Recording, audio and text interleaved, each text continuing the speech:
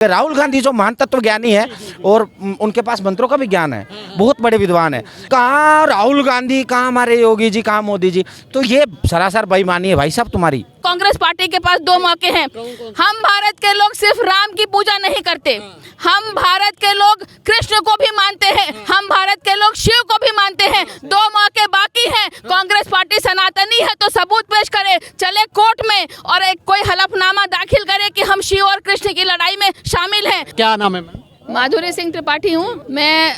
आपने कहा कि 400 पार क्यों हो जाएगा, मैं जवाब देना चाहती हूँ कि देश के बहुत सारे उलझे हुए मुद्दे थे और सैकड़ों सालों से चले आ रहे थे। कुछ आज़ादी के पहले के थे, कुछ आज़ादी के बाद भी चल रहे थे। जैसे तमाम कानूनों में बदलाव का मुद्दा था, बहुत सारे कानून अभी बदल दिए गए। धारा 370 आपने सुन ही लिया कि उसमें बदलाव हुआ। उसके बाद आपने देखा कि किस तरीके से पाकिस्तान हम पर आंखें दिखाता था या हमारी पूरी अंतर्राष्ट्रीय छवि पर संकट था, या था कि भारत एक बहुत ही कमज़ोर देश है और जाने क्या इनका भविष्य है, इतनी बड़ी आबादी है, ये गरीबों का देश है। इस तरीके की हमारी छवि थी। जब हमारी भारतीय जनता पार्टी की सरकार आई, फुल मेजॉरिटी की, और नरेंद्र मोदी जी प्रधानमंत्री बने, तो पूरी दुनिया में भारत की असली तस्वीर सामने आई। हम विश्व की एक बहुत 5वीं अर्थव्यवस्था बनकर सामने उभरे और पूरी दुनिया ने देखा। और उससे भी बड़ी बात, तमाम उलझे हुए मुद्दों को सुलझाते हुए भारतीय जनता पार्टी ने आज भारत के खोए हुए स्वाभिमान को वापस कर दिया। खोए हुए स्वाभिमान को इस तरीके से वापस कर दिया कि एक लड़ाई जो कब आज़ादी से पहले से मुकदमों में घूम रही थी, उसके लिए किसी सत्ता पक्ष का मन नहीं था कि उस फैसले में कोई तेजी आए, उसकी प्रक्रिया प्रोसेस में कोई कंट्रीब्यूशन उनका हो। वो चाहते थे ये उलझा रहे और वो राजनीतिक रोटियां सेकते रहें और एक वर्ग का वोट पाते रहें। वो सभी उलझे हुए परेशान मुद्दों को दरकिनार करके चुपचाप, जो जहां कहीं प्रॉब्लम है उस पर साइलेंस, पीछे हट जाना, पीछे हट जाना। ये साहस कि भारत का स्वाभिमान वापस आए। सुनिए कि मोदी जी ना होते। 1992 में तराइन के युद्ध में पृथ्वीराज चौहान का युद्ध था। उसके बाद 832 साल के बाद पहली बार भारत को ये स्वाभिमान देखने को मिला है कि अब हमारे रगों में वो खून दौड़ रहा है कि हमें लगता है कि सिर्फ चांद पर तिरंगा नहीं फहरा रहा है, पूरी दुनिया में, विश्व में जो है भगवा पताका फहरा रहा है, पूरी दुनिया में फहरा रहा है। मोदी की देन है, बिल्कुल मोदी जी की देन है, इच्छा शक्ति की देन है। और जिस तरीके से चहुमुखी विकास हो रहा है, चाहे किसी के पेट की बात हो, गरीब के पेट की बात हो, चाहे किसान की परेशानियों की बात हो, देखिए रोजी रोटी और ये समस्याएं तो जब से हम पैदा हुए हैं, जब से धरती है, तब से रोजी रोटी के लिए। राहुल गांधी न्याय यात्रा निकालना है, कह रहे हैं कि बहुत समस्याएं हैं। पूछना चाहती हूँ, 2004 से में अटल जी की सरकार थी और यूपीए की सरकार आई थी 2004 में ही, जब वो चुनाव हार गए थे अटल जी। यूपीए की सरकार में दीपावली का दिन था, कांची कामकोटी पीठ में गई थी, उस दौरान की बात बता रही हूँ। तो जयेंद्र सरस्वती कांची कामकोटी पीठ के शंकराचार्य थे। उनको इन्हीं सोनिया गांधी की सरकार ने गद्दी से उठाकर जेल में कर दिया था। बाद में कई बरस जेल में रहने के बाद वो निर्दोष साबित हुए। साध्वी प्रज्ञा का उदाहरण सुनते हैं, कैसे उनको प्रताड़ित किया गया, क्या हुआ उस फैसले में, मुझे अभी उस पर नहीं जाना है, लेकिन कैसे प्रताड़ना हुई है ये सबको पता है। इसी अयोध्या के तमाम वासी यहाँ खड़े हैं। रामचंद्र परमहंस जी यहाँ के जो है ना संत थे, जिन्होंने इस अयोध्या आंदोलन में, राम मंदिर के आंदोलन में बड़ी अग्रणी भूमिका निभाई थी, फाउंडर थे। उनकी मौत हुई थी, उस समय अटल जी उस मौत में यहाँ आए थे उनकी अंत्येष्टि में। तो इसी विपक्ष ने उस दौरान अटल जी से संसद में माफ़ी मंगवाई थी और संसद नहीं चलने दिया था कि तुम कैसे किसी राम भक्त के अंत्येष्टि में जा सकते हो। अटल जी को प्रधानमंत्री होते हुए सफाई देनी पड़ी थी कि वो मेरे मित्र थे, इस कारण मैं कर्नाटक के एक नेता है, वो कह रहे हैं जब बाबरी विध्वंस हुआ था वहां पर 2 खिलौने रख दिए गए थे, इस तरीके की बयानबाजी कर रहे हैं। बताइए कर्नाटक के नेता। देखिए, कर्नाटक के कुछ कांग्रेसी नेता कभी राम की मूर्ति पर चप्पल पहनाते हुए भी देखे गए हैं और उनका विरोध जो है जाने किन वजहों से है, बहुत अफसोस है। लेकिन मैं कहना चाहती हूँ कि कांग्रेस का पूरा चरित्र इस मुद्दे को हमेशा उलझाने में, देश के सभी बड़े मुद्दों को जिससे देश की साख पे चोट लगती थी, उन सभी मुद्दों को उलझाने में उनका। राहुल गांधी तो 22 तारीख को जा रहे हैं गुवाहाटी में दर्शन करने के लिए भोले बाबा के। क्या दर्शन करेंगे? ये करोड़ों करोड़ जनता की दबाव के बाद उनके मन में ये आया है कि कहीं थोड़ा बहुत जो वोट मिलना था वो भी ना मिले तो कहीं दर्शन कराएं। अरे तुम सनातनी हो तो कभी दिखाओ तुमने किसी शंकराचार्य के पैर पे बैठ के अपनी कोई फोटो खिंचवाई हो, कभी तुमने धार्मिक इस तरीके की अपनी आस्था दिखाई हो। और तुम्हें अभी भी क्या कहना है? तुम्हारे पास अब भी 2 मौके हैं, कांग्रेस पार्टी के पास 2 मौके हैं। हम भारत के लोग सिर्फ राम की पूजा नहीं करते, हम भारत के लोग कृष्ण को भी मानते हैं, हम भारत के लोग शिव को भी मानते हैं। 2 मौके बाकी हैं। कांग्रेस पार्टी सनातनी है तो सबूत पेश करे, चले कोर्ट में और एक कोई हलफनामा दाखिल करे कि हम शिव और कृष्ण की लड़ाई में शामिल हैं। वकीलों का एक पैनल बनाए, चले मेरे साथ।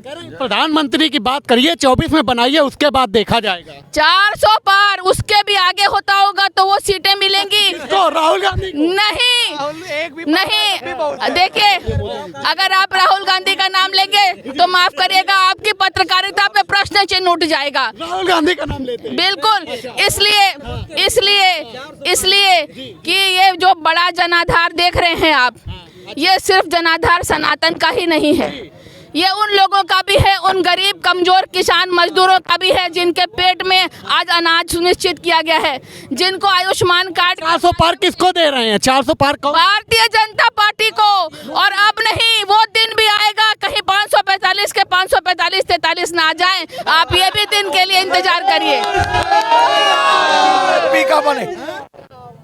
एक आप आ जाएंगे बीजेपी से तो आप सांसद हो जाएंगे। नरेंद्र मोदी को 400 पार। 400 पार क्यों?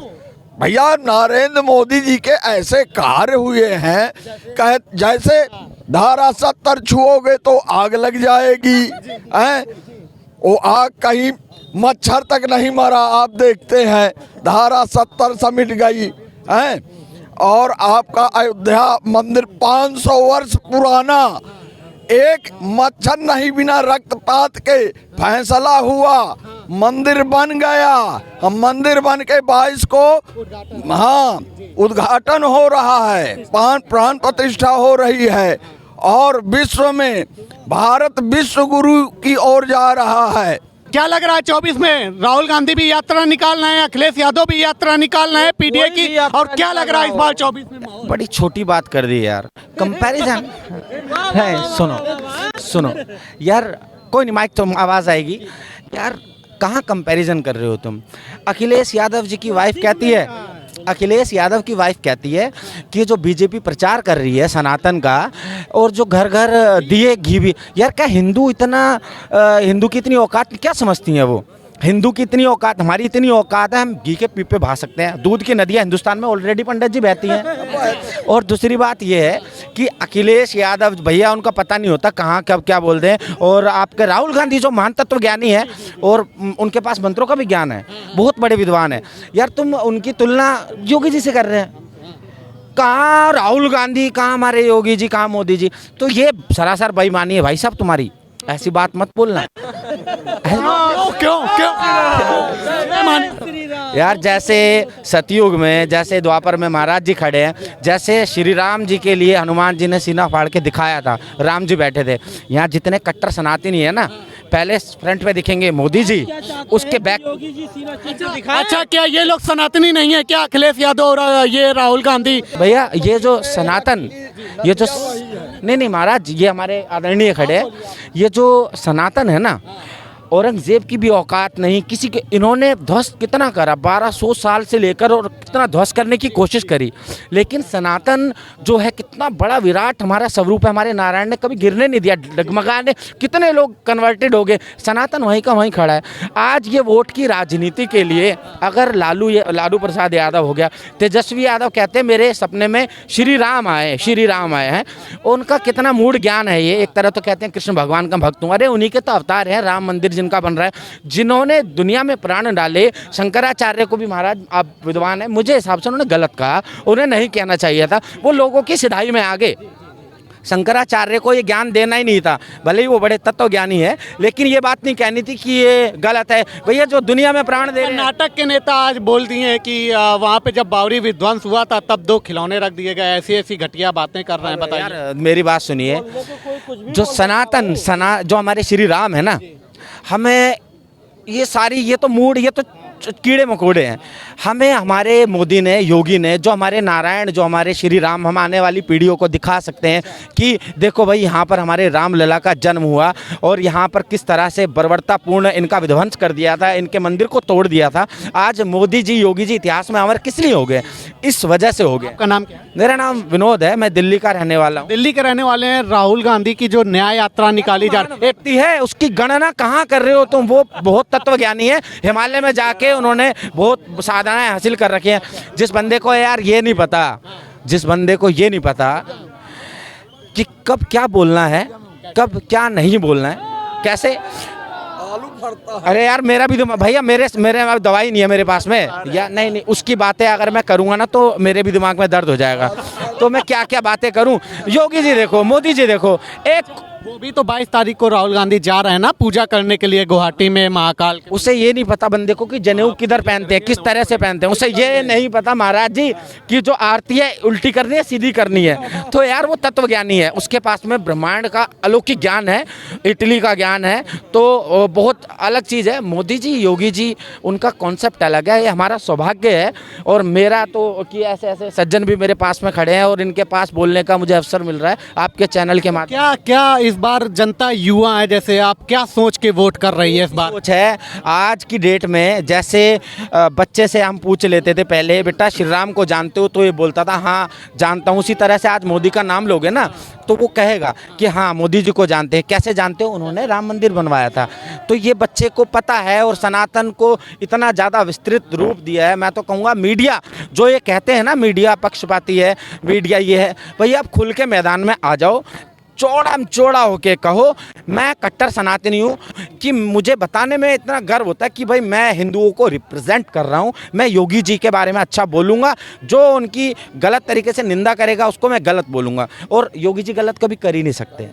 वो तो वो बंदा है जो इलेक्शन के टाइम में रोया था, कितनों रुला दिया था इस बंदे को। ये जो कह रहे हैं कि आंखों से जो आंसू गिरे थे ना, अच्छा ये जो कह रहे हैं कि मतलब रोजगार की बात नहीं हो रही है, ये फिर से मंदिर रोजगार- मस्जिद वाला अब ले एक आए साल- मुद्दा, एक साल और के- 24 का चुनाव आ रहा है, इस वजह से भटकाना चाहते हैं मोदी जी और विपक्ष भटकाना। एक साल के बाद आना आप इधर, 1 साल के बाद आएंगे ना, जो यहाँ ये रिक्शे लेके घूम रहे हैं ना, ये गाड़ी में घूमते दिखेंगे आपको। इतना रोजगार यहाँ डेवलप हो जाएगा। एक रेडी वाला भी हर दिन 2 से 3 हज़ार रुपये ले जाएगा अपने घर में।